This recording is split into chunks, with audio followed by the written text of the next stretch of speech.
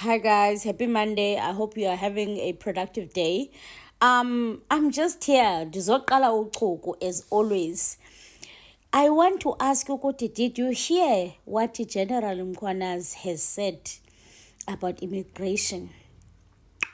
And ndiyavuya that ifavorite yenu ithetha le nto ningayifuniyo. Ndifuna ukwazi uba nizamdisowna na uMkhwanazi after nimclaime kangaka. To General Mkhwanazi, we were living happy here as families, and then abelungu bafika divide abantu bana this is Swatini, this is South Africa, this is Lesotho. Otherwise we are the same people, the same families. You know, they've put those borders there to divide us. The likes of Mozambique, all these countries, the borders are there to divide us. Otherwise, we are the same families, we are the same people. Ndiyafuna ke unidlalela because niyandithuka kaloku. So ndifuna ke ukukhe ndidlale ifavorite le yenu. Akuthethi Malema ke ngoku, sekuthetha oMkhwanazi benu ke ngoku, because xa kuthetha uMalema wonke umuntu uyaphambana sana.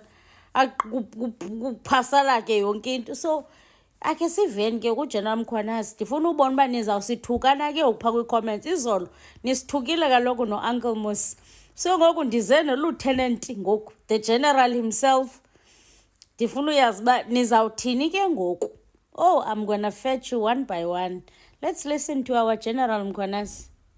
Mfowethu ukuthi uyawazi umngcele South Africa ukuthi ume kanjani. Ngizocela ngithi ke nihambe niyuvakashela umngcele South Africa ngoba sakhelene neMozambique, sakhelene neSwatini, sakhelene neSotho. So nihambe nibheke ukuthi imingcele le ethiwe khona imingcele eyenziwa uhulumeni omdala. Kwavele kwafaka ucingo lolemboba. Lokho kusho ukuthi ngihamba iminyaka lelo cingo ugcina seloku. Abantu bazinqolela ngisho ukuthi ukukhona ucingo abantu bazihambela ngoba inomlando. Iqhamuka emlandweni omdala la kwafika khona abelungu befika la eSouth Africa bafike bahlukanisa imindeni. Kwathiwa la sekuseSwatini, la sekuseSouth Africa, la sekuseLesotho, la sekuseSouth Africa. Manje mawuhlukanisa abantu bahlala endaweni eyodwa bakhelene kuyisizwe sodwa ufaka ucingo phakathi nendawo. Angeke uzobazazi ngoba kade bevele behlala khona befuya imfuyo zabo benza unkini. Yileso simo esibhekene naso endleleni.